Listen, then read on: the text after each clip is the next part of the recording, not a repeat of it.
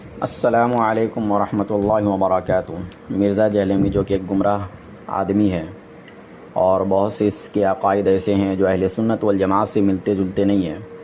انہی میں سے ایک عقیدہ اس کا منی خدا والا تصور ہے کہ جو یہ کہتا ہے کہ خدا تعالی جنت میں جو ہے ہر انسان کو منی خدا بنا دے گا، اور وہ اس اعتبار سے کہ اللہ تعالیٰ کے پاس دو صفات ہیں، ایک کن فیکون والی صفات، دوسرے اللہ تعالیٰ کو کبھی موت نہیں آئے گی، تو جنت میں بھی سارے انسان جو ہے اسی درجے کے ہو جائیں گے، وہ کن فیکون والی کوالٹی ان کے پاس آ جائے گی، وہ جو چاہیں گے وہ ان کو مل جائے گا، جو ارادہ کریں گے وہ ان کے پاس آ جائے گا، اور ان کو بھی کبھی موت نہیں آئے گی جنتی کو۔ تو اس اعتبار سے جو ہے ایک جنتی بھی اس اعتبار سے خدا کے برابر ہو گیا، منی گاڈ اس کو اس نے تعبیر کیا اپنے الفاظ میں۔ ایک لفظ نے ایک شخص جو ہے نا اسی کے اکیڈمی میں بیٹھا ہوا تو اس نے یہ بھی کہا کہ اس لفظ کو آپ چینج کر دیں، تو چینج کرنے کے بجائے مرزا جہلمی الٹا یہ کہتا ہے کہ اگر میں اس کو قرآن سے ایک پیغمبر کے واقعے سے ثابت کر دوں تو آپ کیا کرو گے؟ یعنی وہ اشارہ کر رہا تھا حضرت یوسف علیہ السلام کے واقعے کی طرف، جس میں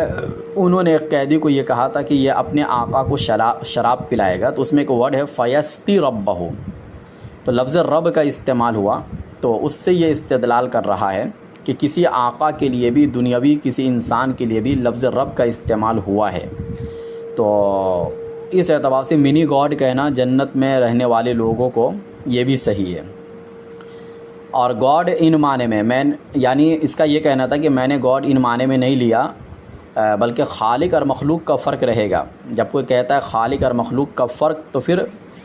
گاڈ الہ کے معنی میں نہیں رہا بلکہ کوالٹیز کے معنی میں لے رہا ہے، اور یہ قرآن میں وہ موجود ہے۔ فتویٰ حضرت یوسف علیہ السلام پر لگتا ہے سورہ یوسف میں، جب وہ دو بندے آ کر خواب بیان کرتے ہیں، تو جیسے کہ میں نے بتایا کہ وہ اس لفظ سے استدلال کرتا ہے۔ اچھا، اسی طریقے سے انسانوں کو سمیع اور بصیر کے لفظ سے بھی استعمال کیا گیا ہے، سمیعا بصیرا، لیکن وہاں پر بھی اور اللہ تعالیٰ بھی سمیع ہے بصیر ہے۔ یہ استدلال کر رہا ہے قرآن کی دوسری آیتوں سے کہ جیسے لفظ سمیع اور بصیر انسانوں کے اوپر بھی اس کا اطلاق ہوتا ہے، تو اللہ تعالیٰ کے اوپر بھی اس کا اطلاق ہوتا ہے، لیکن دونوں جگہ معنی الگ الگ ہیں۔ اسی طرح رؤوف اور رحیم نبی صلی اللہ علیہ وسلم کے لیے بولا گیا، اور اللہ تعالیٰ بھی رؤوف اور رحیم ہے، لیکن دونوں کے رؤوف اور رحیم میں فرق ہے۔ یہ گویا کہ چند آیتوں کے ذریعے سے اپنے مدعا کو ثابت کرنے کی یہ کوشش کر رہا ہے، اور یہی وجہ ہے کہ دھڑلے سے وہ اس والے مطلب عقیدے کو وہ بیان بھی کرتا ہے۔ لیکن کہنے کا مطلب یہ ہے کہ آپ کوئی بھی عقیدہ بیان کرے، عقیدے کے لیے قرآن اور حدیث سے مضبوط حوالے کی ضرورت پڑتی ہے۔ اب مرزا جہلمی سے یہ سوال ہے کہ اگر منی خدا جنت میں جانے والا سب منی خدا ہو جائے گا تو پھر جنت میں تو لا تعداد منی خدا ہو جائیں گے، ایک دو خدا نہیں، بلکہ جنت میں تو ایک دو آدمی تو نہیں جائیں گے نا، ہزاروں لاکھوں کروڑوں کی تعداد میں لوگ جائیں گے، تو سارے لوگ گویا کہ خدا ہیں، اور مطلب ایک خدا کا تصور ہی ختم ہو جائے گا، منی گاڈ بہت سارے لوگ ہو جائیں گے۔ اچھا، اسی طریقے سے جنت میں عورتیں بھی جائیں گی تو عورتیں بھی منی خدا ہو جائیں گی، کیونکہ اور خدا کا تصور مرد عورت کے ساتھ کرنا ہی غلط ہے، لیکن وہاں تو عورتیں بھی منی خدا ہو رہی ہیں۔ اور تیسری بات یہ ہے کہ کیا جنت میں سب منی خدا برابر درجے کے ہوں گے؟ اگر آپ یہ کہتے ہیں کہ سب برابر درجے کے ہوں گے تو نبی صلی اللہ علیہ وسلم اور دوسرے عام امتی میں فرق ہی نہیں رہے گا۔ اللہ کے نبی صلی اللہ علیہ وسلم بھی جس درجے میں ہوں گے اسی درجے میں سارے لوگ ہوں گے، کیونکہ سارے لوگ منی خدا ہو جائیں گے۔ تو یہ تصوری غلط ہے، اور سب سے بڑی بات یہ ہے کہ اللہ تعالیٰ قرآن کریم میں فرماتے ہیں قُلْ إِنَّ صَلَاتِي وَنُسُكِي وَمَحْيَايَ وَمَمَاتِي لِلَّهِ رَبِّ الْعَالَمِينَ، کہ میرا جینا، میرا مرنا، میری نماز، میری زندگی سب اللہ رب العالمین کے لیے ہے۔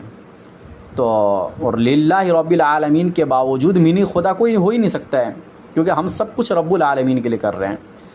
اور لا شریک لہ قرآن میں آیا، اس کا کوئی شریک نہیں ہے، اسی کا مجھے حکم دیا گیا۔ تو ظاہر سی بات ہے شرکت کسی بھی درجے میں، کسی بھی صفات میں انسان کو خدا کے برابر قرار دینا، اگرچہ آپ یہ کہتے کہ خالق مخلوق کا فرق رہے گا، لیکن وہ ورڈ استعمال کرنا بھی درست نہیں ہے۔ اللہ نے فرمایا وَإِلَٰهُكُمْ إِلَٰهٌ وَاحِدٌ، تم سب کا خدا ایک خدا ہے، تم یہ نہ کہو کہ وہ تین خدا ہے، بلکہ یہ کہو کہ وہ خدا ایک ہے، جیسے کہ عیسائیوں کے عقیدے میں بھی اللہ تعالیٰ نے بتایا۔ تو اب کہنے کا مطلب یہ ہوا کہ لفظ خدا کا جو استعمال ہے اس میں خالق مخلوق کی تعویل بھی نہیں چلے گی، کیونکہ لفظ خدا جب بولا جاتا ہے تو عام طور سے لفظ خدا سے خدا ہی مراد لیا جاتا ہے.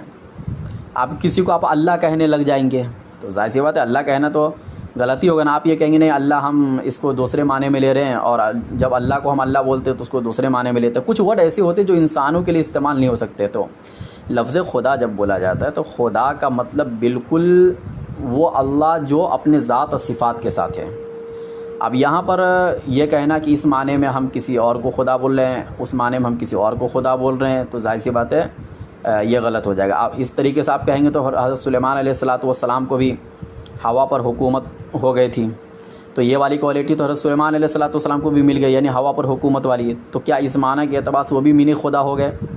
حضرت عیسیٰ علیہ السلام مردوں کو زندہ کر دیتے تھے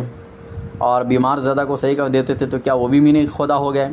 تو اس اعتبار سے ایسی تعویل کریں گے تو ظاہر سی بات ہے اس تعویل کے زمرے میں ساری دنیا پھر آ جائے گی. تو یہ شرکیہ عقیدہ ہے, اور اسی طریقے سے یہ باطل عقیدہ ہے. اس کی قرآن اور حدیث میں کوئی بھی دلیل نہیں ہے, اور ان ورڈ کا استعمال جو ہے خالق مخلوق کے فرق کے ساتھ بھی کرنا بہرحال یہ غلط ہے, کیونکہ خدا کا لفظ جب بولا جاتا ہے فارسی زبان کے اندر تو اس سے وہی خدا مراد لیتے ہیں جو اصل خدا ہیں. اس لفظ کا اطلاق کسی بھی انسان پر کرنا بہرحال درست نہیں ہے. واللہ اعلم بالصواب.